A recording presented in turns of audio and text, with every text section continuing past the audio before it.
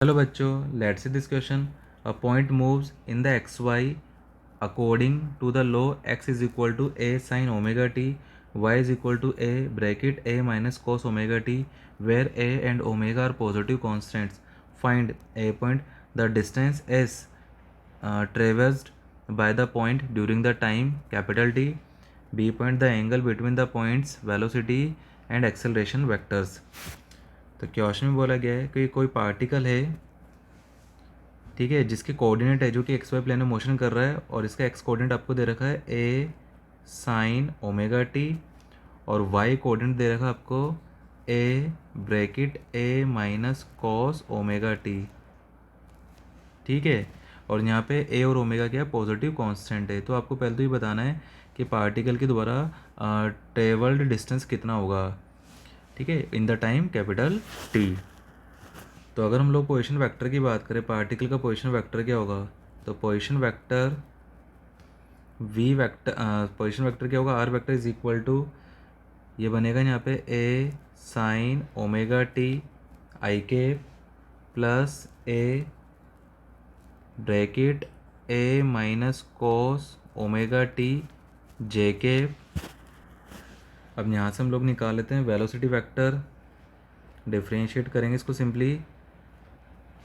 तो v vector is equal to d r vector divide by d t. It will become a omega cos omega t i के. अब इसका differentiation करना हमें, तो cos का डिफ्रेंशिएशन क्या होगा, माइनस ऑफ साइन होगा, लेकिन माइनस पहले से लगा हुआ, तो माइनस माइनस क्या हो जाएगा प्लस. ए बाहर ऐसे कैसे चल रहा है, अंदर ए का डिफ्रेंशिएशन तो आएगा ज़ीरो, और कोस का क्या आएगा माइनस ऑफ साइन, तो माइनस माइनस तो प्लस हो गया, तो ये आ जाएगा यहाँ पे ए omega sine omega t j के. ये बनेगा वेलोसिटी वेक्टर. अब हमें निकालना है यहाँ पे distance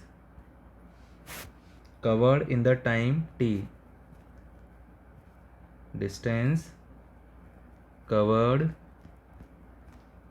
in the time capital T. ठीक है, तो इसका फॉर्मूला क्या होता है, integration mode of velocity D T, यही होता है. ये हम लोग क्या करें यहाँ पे, सिंपली स्पीड को इंटीग्रेट करते हैं टाइम के रिस्पेक्ट में, और लिमिट है 0 से कैपिटल टी. तो वेलोसिटी का मैग्नीट्यूड क्या आ जाएगा, रूट ऑफ, ये बन जाएगा A omega cos of omega T square, क्योंकि वी वेक्टर हम लोग फाइंड कर चुके, plus A omega sine omega T का होल स्क्वायर, और डी टी लास्ट में आ जाएगा, लिमिट 0 से कैपिटल टी.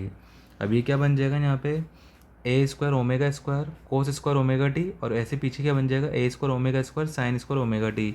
तो ए स्क्वायर ओमेगा स्क्वायर ये तो दोनों जगह से कॉमन आ जाएगा, और sign square omega T plus cos square omega T क्या बन जाएगा 1.